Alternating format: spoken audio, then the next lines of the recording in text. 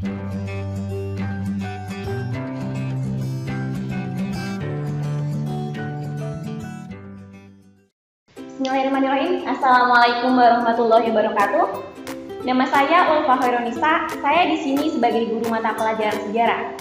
Oke, pada pertemuan kali ini kita akan membahas mengenai bab 1 tentang konsep berpikir sejarah. Nah, sebelum masuk ke bab 1, kita harus tahu terlebih dahulu mengenai pengertian sejarah. Apa sih yang dimaksud dengan sejarah? Oke, dalam bahasa Arab, sejarah disebutkan sebagai syajaratun, yang artinya berarti pohon kehidupan. Nah, pohon kehidupan ini merujuk pada arti silsilah, terutama silsilah raja-raja atau dinasti pada masa lalu. Nah, sebagai pohon, sejarah juga adalah awal dari segalanya yang menjadi realitas pada masa kini. Adapun pengertian sejarah menurut para ahli, pertama, menurut Santono Kartodibjo, sejarah dibatasi oleh dua hal, sejarah dalam arti objektif dan sejarah dalam arti subjektif. Sejarah dalam arti objektif menunjuk pada peristiwa atau kejadian itu sendiri. Secara subjektif, sejarah merupakan suatu peristiwa yang diceritakan kembali oleh sejarawan. Nah, menurut Ibnu Khaldun, sejarah adalah catatan tentang manusia dan peradabannya dengan seluruh proses perubahannya secara nyata dengan segala sebab dan akibatnya. Oke, nah dalam pembelajaran sejarah ada 3 unsur penting, yaitu yang pertama unsur manusia. Seperti yang kita lihat dalam proses proklamasi kemerdekaan, unsur manusia di sini itu merujuk pada Soekarno dan Hatta, yang mana Soekarno dan Hatta ini merupakan subjek dan objek dalam suatu penelitian sejarah.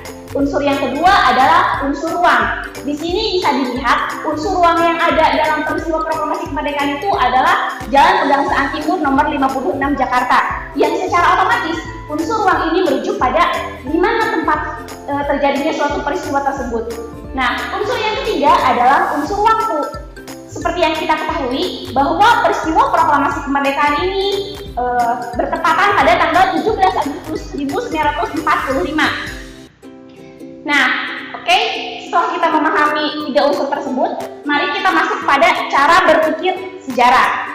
Nah, cara berpikir sejarah ini dibagi menjadi 2, yaitu berpikir diakronik dan kedua itu berpikir sinkronik.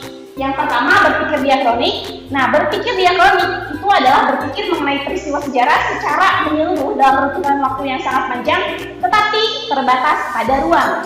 Nah, cara berpikir diakronik yaitu memajang dalam waktu dan menyempit di dalam ruang. Biasanya berpikir diakronik ini digunakan dalam ilmu sejarah. Nah, dalam pembatasan waktu tersebut, sejarah ini mengenal 2 waktu, yaitu adanya periodisasi dan kronologi. Nah, periodisasi ini merupakan pembagian terhadap zaman-zaman atau waktu, dan kronologis ini merupakan suatu urutan kejadian terjadinya suatu peristiwa.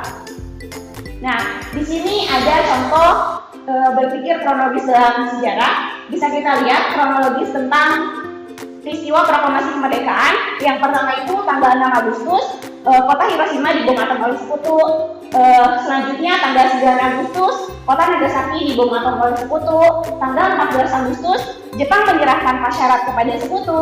Tanggal 16 Agustus, terjadinya peristiwa Rengas Dengklok. Dan tanggal 17 Agustus, terjadinya peristiwa proklamasi kemerdekaan. Nah, cara berpikir diakronik dalam periodisasi sejarah bisa kita lihat dalam periodisasi sejarah Indonesia.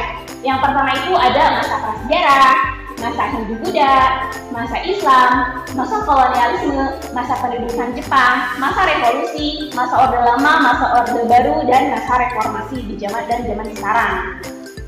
Nah, selanjutnya kita akan masuk ke berpikir sinkronik. Nah, berpikir sinkronik merupakan berpikir yang menyempit di dalam waktu dan meluas di dalam ruang. Nah, berpikir sinkronik ini biasanya digunakan dalam ilmu sosial.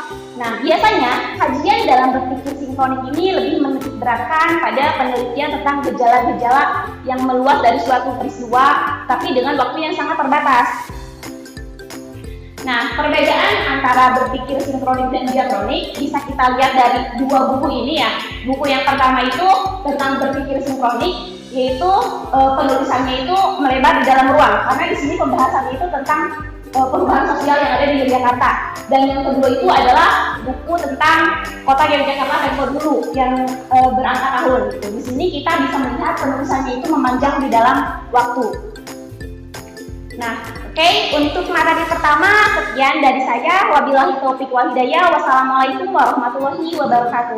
Kunjungi sosial media lainnya seperti website kami di pkbmalkata.com, Facebook PKB Malkata Mananjaya, Instagram PKB Malkata Official.